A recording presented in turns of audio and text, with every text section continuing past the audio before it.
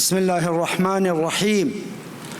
الحمد لله رب العالمين، والعاقبة للمتقين، ولا عدوان إلا على الظالمين، والصلاة والسلام على المبعوث رحمة للعالمين، وعلى آله وصحبه ومن تبع هداه إلى يوم الدين.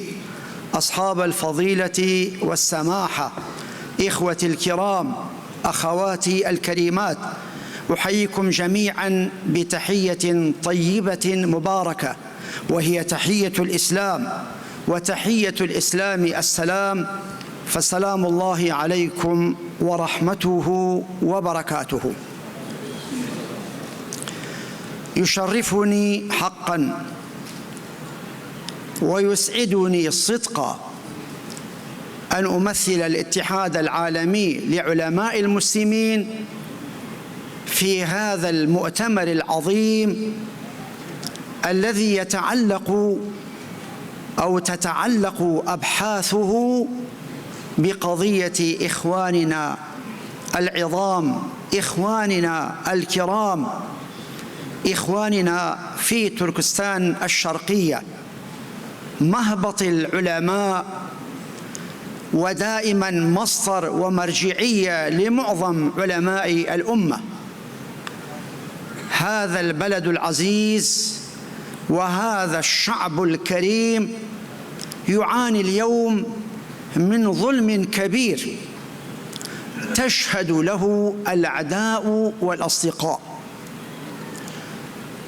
وتبين هذه الجرائم الصينية بحق هذا الشعب حتى المنظمات الدولية، فقد صدرت تقارير من الأمم المتحدة تدل على أن هذا الإقليم العظيم تحول إلى سجن كبير لرجالات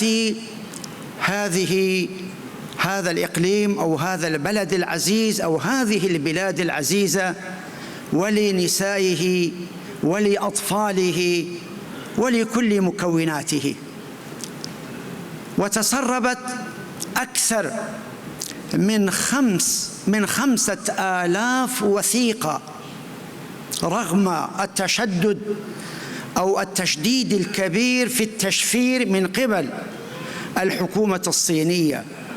كل هذه الوثائق تدين هذه الجرائم التي تقوم بها هذه الحكومة، وإن رد هذه الحكومة الصينية في كل ما يوجه إليها من اتهامات ومن دعاوى ومن حقائق ملموسة، ردها أننا نقوم بمعسكرات للتأهيل والتثقيف ومحاربة الإرهاب. لا شك أن هذه الكلمات صادقة ولكنها كاذبة. للتثقيف أي لتثقيف المسلمين بثقافة أخرى غير ثقافة الإسلام وثقافة التوحيد، والتأهيل لأن يتحولوا ويتغيروا من أمة مسلمة ومن شعب مسلم إلى جزء من الكيان الإلحادي في هذه الدولة، ومن مكافحة الإرهاب الذي يراد به الإسلام جميعا. فمن هنا هذا الكلام الذي تقوله حكومة الصين مع الأسف الشديد كما قلت هي صادقة، ولكنها بهذا المعنى الذي فسرناه. نحن اليوم في الاتحاد العالمي لعلماء المسلمين كما أشار أخي الحبيب، نحن اليوم أمام هذه الواجهة، ولم ننسى هذه المسألة أبدا.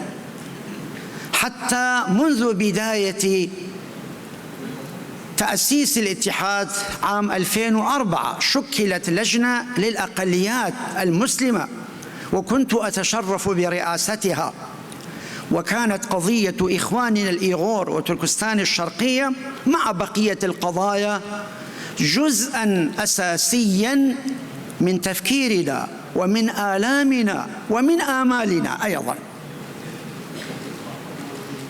كنا دائما نذكر هذه القضية في بياناتنا العامة في الجمعيات العمومية، وهذا شيء بسيط أقل من الواجب، لكنه والله يشهد رغم محن المسلمين ورغم كثرة الجراح التي تصيب المسلمين في كل مكان وتصيبنا في رؤوسنا وفي قلوبنا وفي جوارحنا وفي كل أبداننا، ولكننا لا يمكن أن ننسى إخواننا في تركستان الشرقية، هذا البلد العزيز، بلد العلماء، بلد الكرام، بذل الجهاد كما شهدنا. ولكن ماذا نفعل؟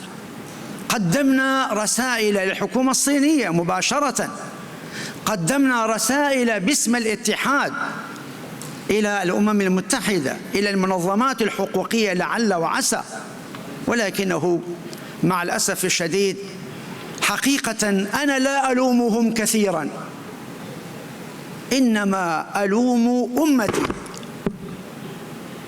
ألوم أمتي الإسلامية حكاما ومحكومين، وهذا هو منهج الإسلام ومنهج القرآن الكريم، حينما ذكر الله سبحانه وتعالى: أولما أصابتكم مصيبة قد أصبتم مثليها قلتم أن هذا قل هو من عند أنفسكم. الأمة الإسلامية اليوم مفرقة مع الأسف الشديد، ممزقة، متنوعة في ألوانها، قسم منها يتجه نحو التطبيع مع الصهاينة، وقسم آخر يتجه نحو التطبيع والتكريم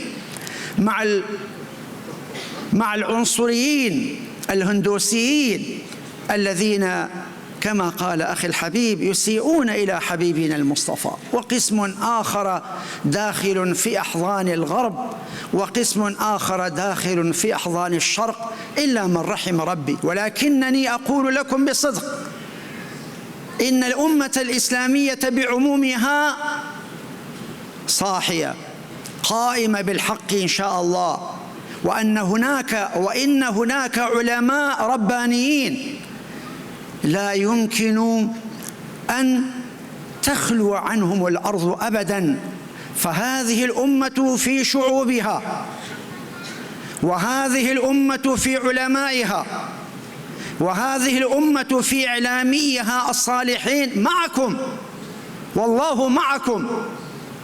وإني أقول حينما قال أخي الذي قدم قال نحن حتى وصلنا نقول متى نصر الله، فقد ذكرني كلامه بقوله سبحانه وتعالى حينما يتحدث عن الرسول والذين معه: وزلزلوا حتى يقول الرسول والذين آمنوا معه متى نصر الله ألا إن نصر الله قريب.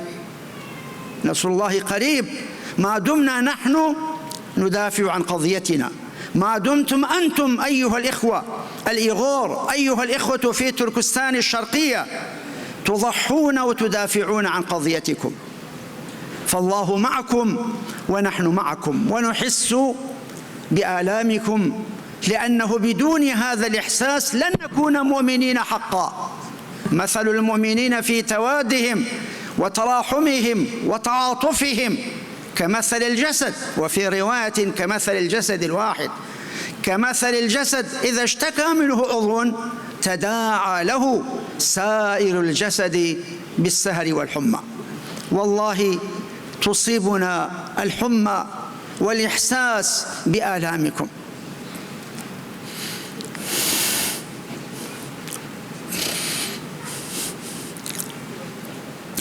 وبآلام إخواننا في الهند، وبآلام إخواننا في الأقصى، وبآلام إخواننا في كشمير، وبآلام إخواننا في روهنجا في ميانمار، وبآلام إخواننا في سوريا وفي اليمن وفي كل مكان أيها الإخوة الأحبة.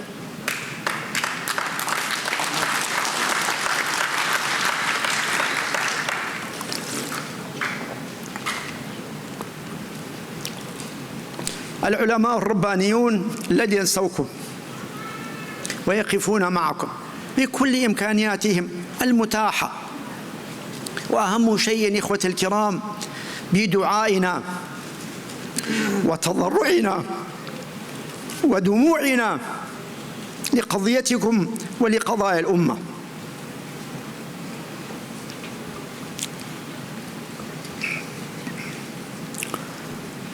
أيها الإخوة الأحبة، أيتها الأخوات الكريمات، أود في هذا المقام حتى لا أطيل على حضراتكم وحتى يقيم الاتحاد العالمي لعلماء المسلمين الحجة على الجميع، إننا نشهد بأن قضيتكم حق، إننا نشهد بأنكم مظلومون ظلما شديدا، ظلما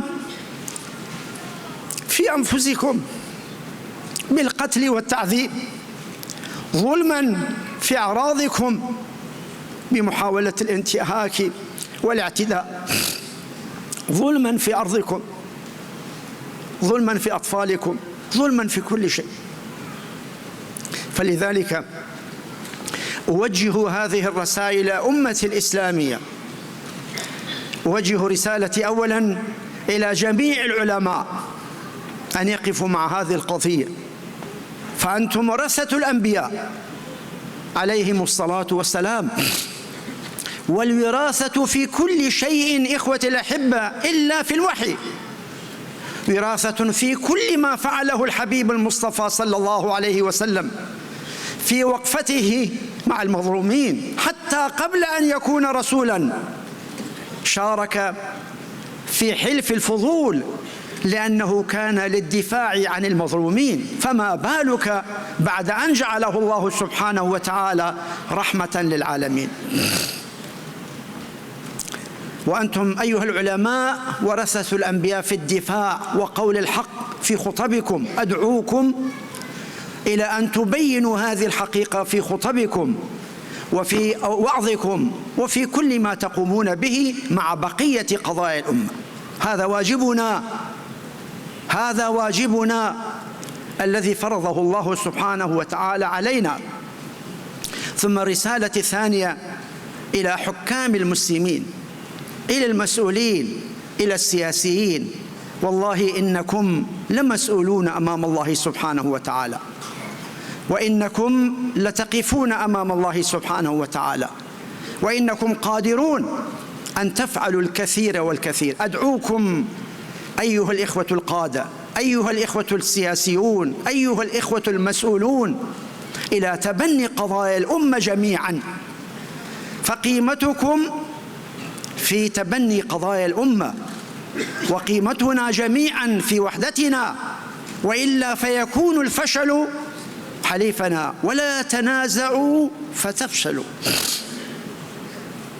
فأنتم تتحملون جزءا كبيرا من هذه المسؤولية، ومن هذا الباب أدعو من هذا المنبر ومن خلال هذه الوسائل الطيبة وسائل الإعلام، أدعو منظمة التعاون الإسلامي للاهتمام بهذه القضية.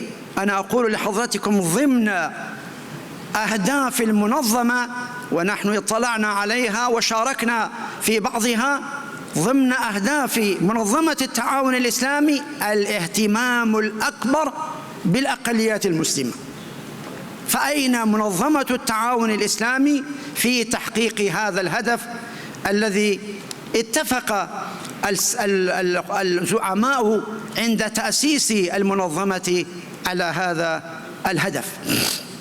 أدعوكم لعقد مؤتمر لبحث قضايا الأمة والاعتداءات على الأقليات بصورة عامة، وما يحدث كذلك في تركستان الشرقية وفي ميانمار وفي بقية القضايا الأقليات أن تبحث بعد دراسات مستفيضة. ورسالتي الثالثة إلى الإعلاميين، أيها الإخوة الأحبة، سمى الله سبحانه وتعالى الإعلام جهادا كبيرا، وجاهدهم به جهادا كبيرا.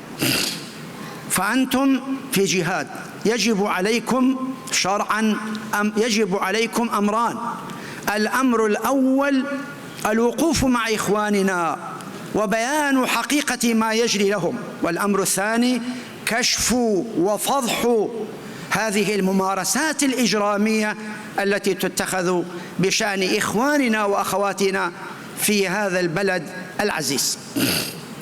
بل إن الله سبحانه وتعالى جعل فضح الأعداء سبباً أولياً لنصرة المسلمين في الأقصى. قال: فإذا جاء وعد الآخرة ليسوءوا وجوهكم. هذا حسب التفسير الذي وصلنا إليه، أي قبل الحرب يجب أن يكون للإعلام دور في تسويد وإساءة وجوه المعتدين، سواء كانوا في الأقصى أو في الصين أو في الهند، حتى نثبت للعالم أحقية قضيتنا. فأنتم لكم دوران عظيمان. ثم رسالتي إلى عامة المسلمين بأن يكون لديهم الوعي. اليوم شوف، انظروا ماذا يحدث للعالم. إذا لم نتفق ولم نتعاهد ولم نتحرك حركة علمية عملية اقتصادية ضد منتجات الصينية، لن يتأثر هؤلاء.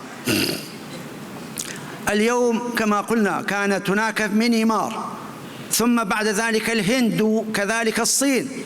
فحقيقة الخطة العالمية الخبيثة تريد اجتثاث المسلمين باختصار، أو تبغونها عوجا.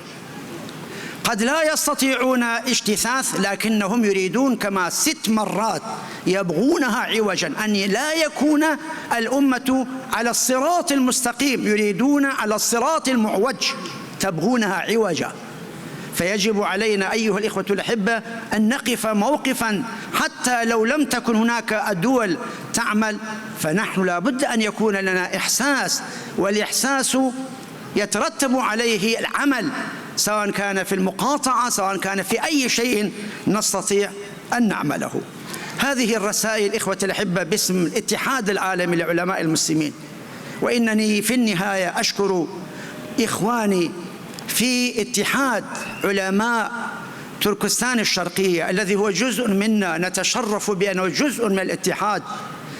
إحنا نشكرهم على تنظيم هذا المؤتمر، وسنقف معهم بإذن الله تعالى بكل إمكانياتنا، وأتمنى لهم التوفيق، وأتمنى لهم أيضا، وأتمنى من جميع علماء الإيغور وتركستان الشرقية أن ينضموا إلى هذا الاتحاد ليكونوا قوة كبيرة، لأن العلماء لهم تأثير، ولا يجوز إذا كان الآخرون يختلفون أو يفترقون، فلا يجوز لنا أن نختلف أو نفترق. أكتفي بهذا القدر، وأشكر هذه الجموع المباركة، وأقول جزاكم الله خيرا، جزاكم الله خيرا عن كل ما صرفتم، وعن تحديد وما تقومون به من أبحاث.